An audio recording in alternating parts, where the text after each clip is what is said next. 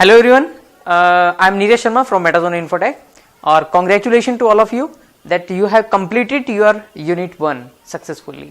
अब हम Unit 2 में एंटर करते हैं और Unit 2 में एंटर करते ही मेरा पहला क्वेश्चन, जैसा कि मैंने पहले कहा था कि मेरी most of the presentation will be start with the question.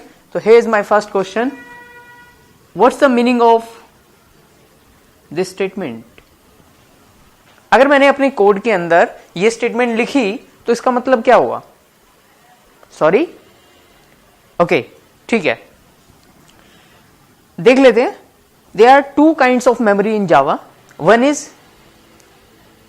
Stack and another is heap. Stack के अंदर क्या जाएगा? जितने भी हमारे लोकल वेरिएबल्स हैं. लोकल वेरिएबल मतलब जो किसी मेथड के अंदर आए, जो किसी कंस्ट्रक्टर के अंदर आए, वो सारे हमारे क्या होंगे? लोकल वेरिएबल्स होंगे. जैसे अभी के लिए जो मेन के अंदर, मेन फंक्शन के अंदर जो आप वेरिएबल्स डिक्लेयर करोगे वो हमारे सारे लोकल वेरिएबल होंगे. तो जितने भी लोकल वेरिएबल्स हैं वो हमारे कौन सी मेमोरी में जाएंगे? स्टैक मेमोरी में. हीप मेमोरी में क्या जाएगा ये टाइम आने पे बताऊंगा. अभी के लिए बस इतना समझ लो कि दो तरह की memory, stack and heap. Local variable सारे स्टैक में जाने हैं. जैसे मैंने लिखा इंट ए, तो इस लाइन का क्या इंपैक्ट पड़ेगा? इस लाइन का ये इंपैक्ट पड़ेगा कि ये स्क्रीन, ये मेमोरी के अंदर एक स्पेस ऑक्यूपाइड कर देगा. और स्पेस का क्या नाम होगा? इस स्पेस का नाम होगा ए. किस टाइप की वैल्यू लेगा ये? इंटीजर टाइप की वैल्यू लेगा. बट क्या अभी ले रखी है इसने कुछ वैल्यू? अभी नहीं ले रखी. अगर मैंने अभी प्रिंट कराया इसे SOP A, तो आप मुझे बता सकते हैं क्या आउटपुट आएगा? सॉरी, क्या बताया आपने? Garbage value. ठीक है, मैंने लिख दिया यहां पे गार्बेज वैल्यू, जो कि रॉन्ग आंसर है. जावा के अंदर गार्बेज वैल्यू नहीं होती. तो इस समय जावा के अंदर ये कंपाइलेशन एरर देगा आपको, कोई गार्बेज वैल्यू नहीं देगा और हमें इसे कमेंट करना पड़ेगा, अदरवाइज हमारा प्रोग्राम नहीं चलेगा. मैंने नेक्स्ट लाइन में लिखा a इक्वल टू 5. कमेंट का मतलब समझते हैं आप? यानी ये लाइन अब एग्जीक्यूट नहीं होगी अगर आपने 2 स्लैश लगा करके इसे कमेंट कर दिया तो. नेक्स्ट लाइन में मैंने लिखा a इक्वल टू 5. ये लाइन ऑलरेडी कमेंट हो चुकी है, यानी एग्जीक्यूट नहीं होगी. आप इसे ऐसे समझिए कि ये लाइन एग्जिस्ट नहीं करती. a equal to 5. हमेशा ध्यान रखें, राइट हैंड की वैल्यू लेफ्ट हैंड को असाइन होती है. तो 5 किसे असाइन हो जाएगा? a को असाइन हो जाएगा. तो A, यानी इस लाइन का मेमोरी पे क्या फर्क पड़ेगा? A मेमोरी, A के अंदर, इस A ब्लॉक के अंदर कितना चला गया? 5. मान लीजिए मैंने लिखा अब system dot out dot print println A, तो क्या प्रिंट करेगा? ऑफ कोर्स 5 प्रिंट करेगा, क्योंकि A में क्या पड़ा हुआ है? 5, तो ये 5 प्रिंट करेगा. नेक्स्ट लाइन में मैंने लिखा A equal to A plus 2. What's the meaning of this statement? पहले राइट हैंड का इवेल्युएट होगा. राइट हैंड मतलब ये वाला a प्लस 2. a की वैल्यू कितनी है? 5. तो यहां पे आ गया 5 प्लस 2 कितना हो गया? 7. किसे असाइन हो जाएगा? लेफ्ट हैंड को. यानी a में अब कितना चला गया? 7. यानी अब मेमोरी के अंदर 5 यहां से हट जाएगा और यहां पे कितना आ जाएगा? 7 आ जाएगा. अब अगर मैंने लिखा SOP A, तो स्क्रीन के ऊपर क्या प्रिंट करेगा ये? अब A में क्या है? 7, तो इट विल प्रिंट 7.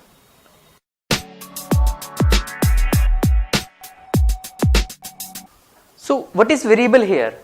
आप मुझे बताएंगे कि यहां पर वेरिएबल क्या है? Sorry, A is a variable. Okay, मैं आपको बता दूं, मेमोरी के अंदर ये जो स्पेस बना है, ये दैट इज द वेरिएबल. अगर ये वेरिएबल है तो फिर ये क्या है?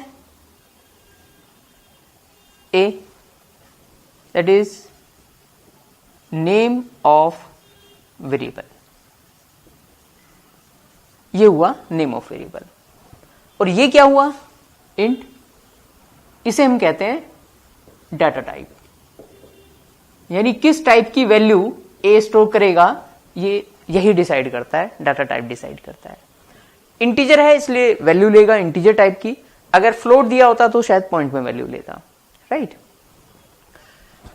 अब वेरिएबल की अगर डेफिनेशन हम बनाना चाहें तो क्या डेफिनेशन बनाएंगे आप वेरिएबल की?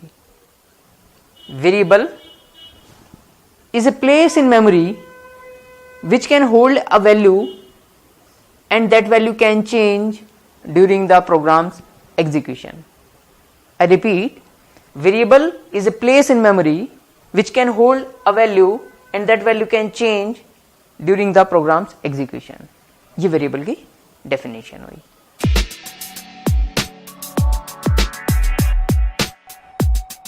चलिए बात करते हैं, ये जो डाटा टाइप है मैंने अभी आपको इंट बताया, ऐसे और भी डाटा टाइप्स हैं जावा के अंदर। वो कौन कौन से डाटा टाइप है वो अंडरस्टैंड करते हैं। जावा के अंदर जो डाटा टाइप्स हैं वो हैं बाइट, वो है short, byte short, int, long, float, double, char and boolean. अगर आप इन्हें ध्यान से देखें तो ये सारे के सारे डाटा टाइप स्मॉल लेटर से स्टार्ट हैं। इन्हें कहते हैं प्रिमिटिव्स। क्या कहते हैं?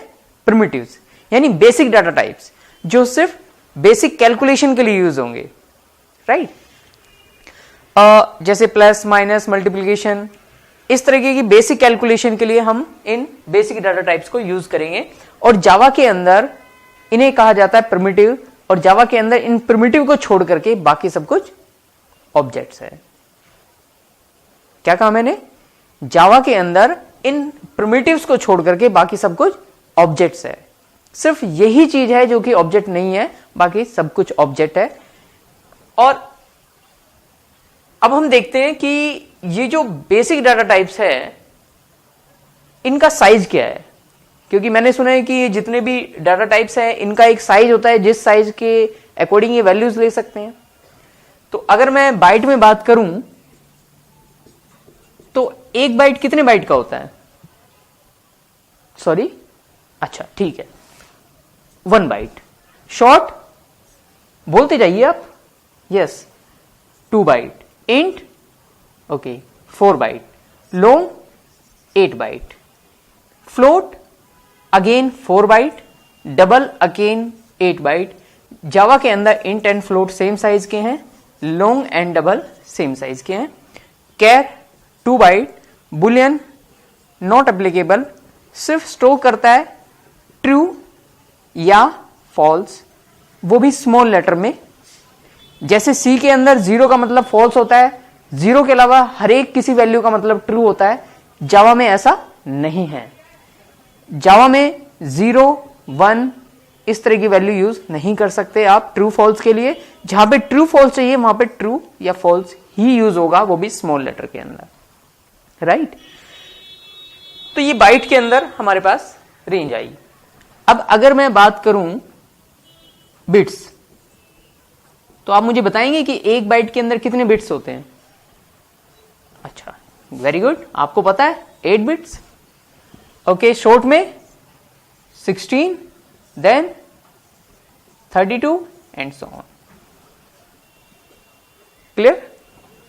तो अब हमने देख लिया कि डाटा टाइप कौन से हैं, बाइट कितने बाइट का है, बिट्स में क्या है। मैंने सुना है इन सब डाटा टाइप्स की एक रेंज भी होती है, जिस रेंज के अंदर ये वैल्यू एक्सेप्ट करते हैं। आप मुझे बताएंगे कि बाइट की रेंज क्या होती है? सॉरी, फिर से बताइए। अच्छा, बताया नहीं अभी, बताइए भाई।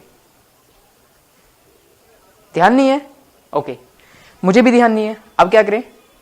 चलिए मैं आपको एक फॉर्मूला बताता हूं, जिस फॉर्मूले के अकॉर्डिंग आप जब चाहे कैलकुलेट कर सकते हैं, राइट। फॉर्मूला क्या है मैं बता देता हूं आपको, बाइट, बिट्स, और अब हम इस रेंज की बात करेंगे जिस रेंज के अंदर ये वैल्यू ले सकते हैं। जैसे बाइट की रेंज कितनी है? 8 बिट्स।